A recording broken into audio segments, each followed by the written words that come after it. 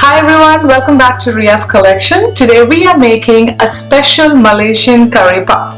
This is a very pretty appetizer and it's very easy to make, it's just that it looks really complicated. So let's begin. The curry puff has two parts to it, the pastry shell and the filling. In this video we are focusing on how to make the pastry shell. To make the pastry shell, we are dividing the entire dough into two parts, the oil dough and a butter dough. So let's see what the ingredients are for the oil dough.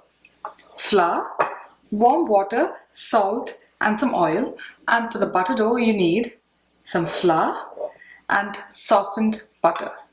So I've gone ahead and mixed up the oil dough and the butter dough. And this is how it should look, nice and soft and smooth. So I'm going to let this rest for 30 minutes before I roll it and form them into sheets. So this butter dough is a little crumbly, but that's okay because of the proportion is a little high on the butter side.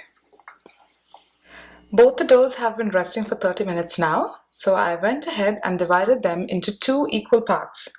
And now we're going to just use one at a time. We need to dust some flour on the countertop and take the oil dough and just roll it out into probably an 8-inch round.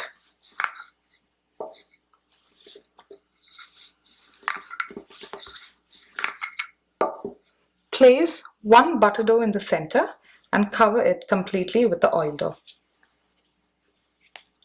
Just like so. And press it down. Put some more flour. And we're going to roll it out gently into a nice long rectangle. Stop. The dough has been rolled out into a nice rectangle. It's not too thin, not too thick.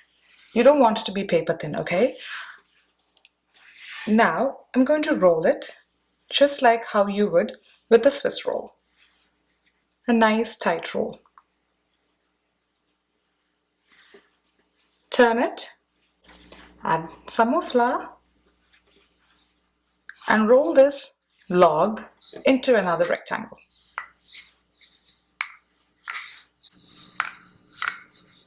The second time around, the rectangle wouldn't be as long and wide as the first time. That's okay.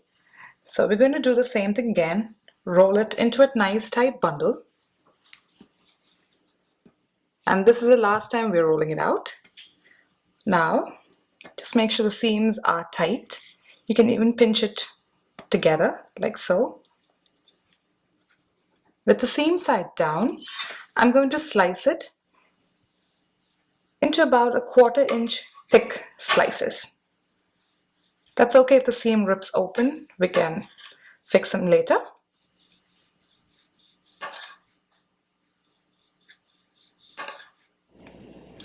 This is a cross section of a cut circle. Can you see the lamination of the butter dough and the oil dough? This would actually flake up when you fry it.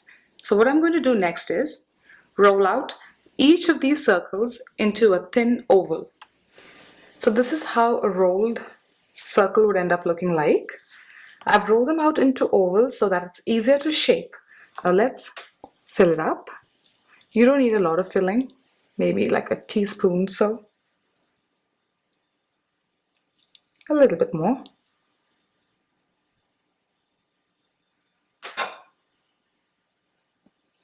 You bring the edges together and gently press it down. You can even use some water to seal it. And pleat it. Crimp the sides. If you want, you can just use a fork or you can make it as decorative as you want. The curry puffs are all ready to be fried and I have a pot of hot oil which is ready for these. And if you're actually looking at the temperature, it should be 360°F. I don't use a thermometer anymore. I just go by the feel of it. It should feel warm. So drop them gently one by one into the hot oil. Just make sure you don't overcrowd the pan because the temperature will drop down. Can you see how flaky it is? Isn't it pretty? Continue doing the same with the remaining curry puffs that you've made, and I'll see you after that. Just look how flaky it has turned out to be. And they're super crispy too. I hope you enjoy making these pretty looking Malaysian curry puffs. You can use any filling of your choice. The link to the recipe for the filling and the pastry shell can be found in the description box below. Until next time.